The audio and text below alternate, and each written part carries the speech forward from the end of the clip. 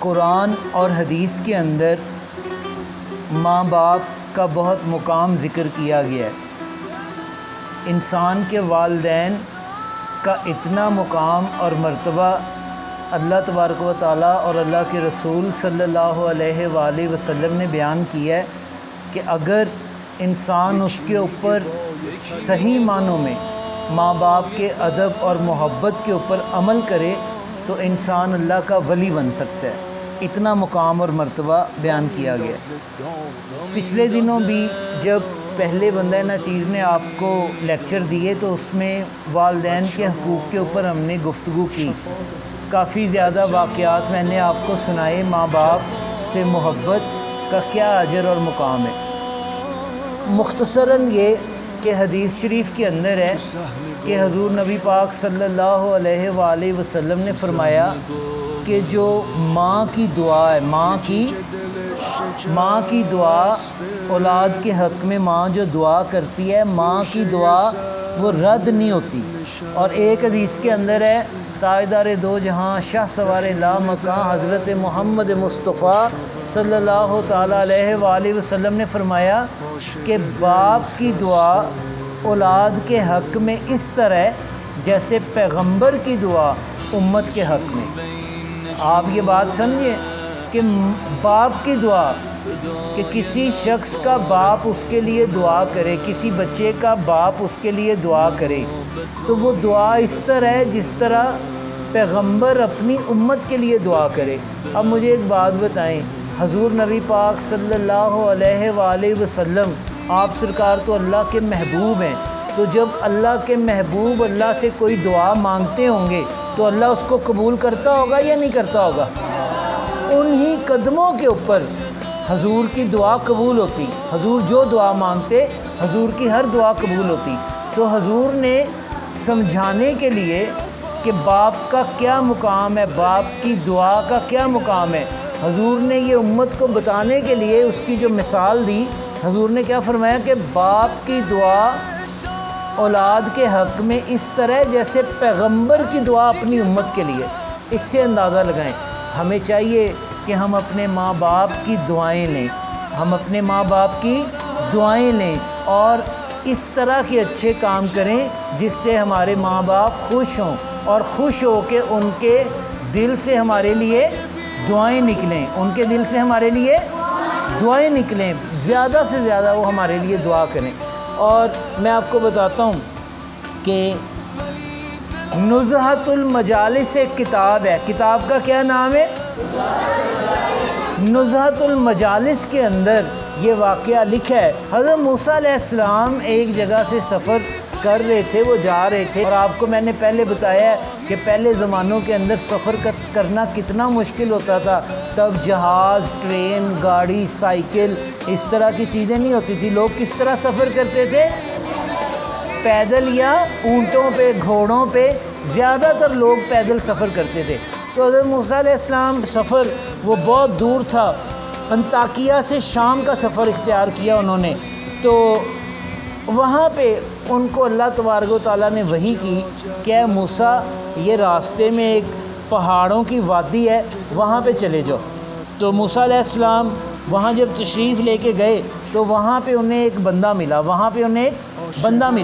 تو موسیٰ علیہ السلام نے اسے کہا کہ کچھ سواری ہے تمہارے پاس، کچھ سواری کی چیز ہے تمہارے پاس، کہ میرا ابھی سفر ابھی کافی آگے باقی ہے، تو کوئی سواری ہے تمہارے پاس؟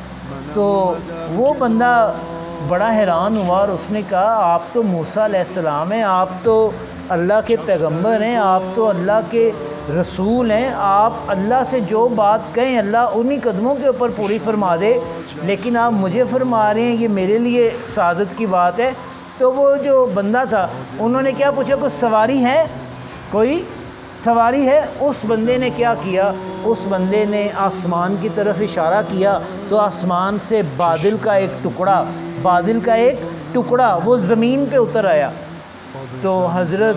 موسیٰ علیہ السلام کو وہ بندہ کہنے لگا کہ آپ اس بادل پہ تشریف فرما ہو جائیں، آپ اس بادل پہ بیٹھ جائیں تو یہ آپ کو شام میں پہنچا دے گا، ملک شام جہاں آپ جانا چاہ رہے ہیں یہ آپ کو وہاں پہنچا دے گا۔ بس وہ بادل کا ٹکڑا زمین پہ آیا، موسیٰ علیہ السلام اس پہ بیٹھ کے جب وہ روانہ ہوئے تو موسیٰ علیہ السلام نے اللہ تبارک و تعالیٰ کی بارگاہ میں عرض کیا کہ یا الہ العالمین، تو نے اس بندے کو اتنا مقام اور مرتبہ کیوں عطا فرمایا ہے؟ تو اللہ تبارک و تعالیٰ نے حضرت موسیٰ علیہ السلام کو فرمایا، اے موسیٰ سن، یہ وہ شخص ہے کہ جس نے اپنی ماں کی بہت خدمت کی ہے، جس نے اپنی ماں کی بہت خدمت کی ہے۔ مثلاً اس کی ماما اس کو جو بھی کہتی ہوں گی وہ ان کی بات مانتا ہوگا، وہ ان کی بات سے آگے سے بحث نہیں کرتا ہوگا، ضد نہیں کرتا ہوگا، ان کی ہر بات مانتا ہوگا۔ تو موسیٰ علیہ السلام کو اللہ نے فرمایا، موسیٰ یہ وہ شخص ہے جس نے اپنی والدہ کی اتنی خدمت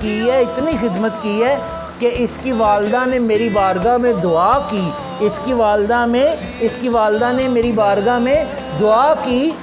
کیا کی کہ اے الہ العالمین، میرا یہ بیٹا تجھ سے جو بھی مانگے تو نے اس کو عطا فرمانا ہے، میرا یہ بیٹا تجھ سے جو بھی مانگے تو نے اس کو عطا فرمانا ہے۔ تو اے موسیٰ سنیں، اگر یہ بندہ مجھے یہ کہے کہ آسمان کو زمین کے اوپر الٹ دو تو میں آسمان کو زمین کے اوپر الٹ دوں گا، میں اس کی بات کا انکار نہیں کروں گا۔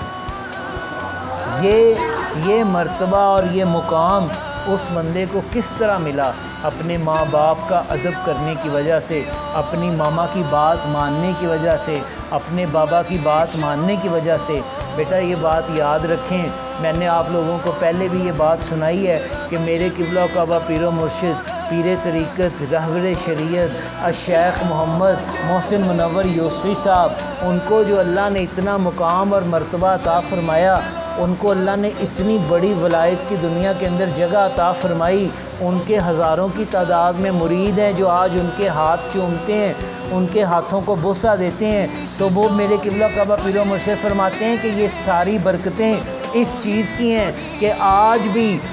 بھی میں جب رات کو سونے کے لیے اپنے بیڈ روم میں جاتا ہوں تو اپنے کمرے میں جانے سے پہلے میں اپنی والدہ کے پاس جاتا ہوں اور میں اپنی والدہ کے پاؤں کو بوسہ دیتا ہوں، ان کے پاؤں کو چومتا ہوں، ان کے پاؤں مبارک کے ساتھ میں اپنی یہ داڑھی شریف مس کرتا ہوں، ان سے دعائیں لیتا ہوں، ان سے برکتیں لیتا ہوں۔ تو دیکھیں بیٹا، ماں باپ کے ادب کا اتنا اجر ہے، ماں باپ سے محبت کا اتنا اجر ہے۔ جو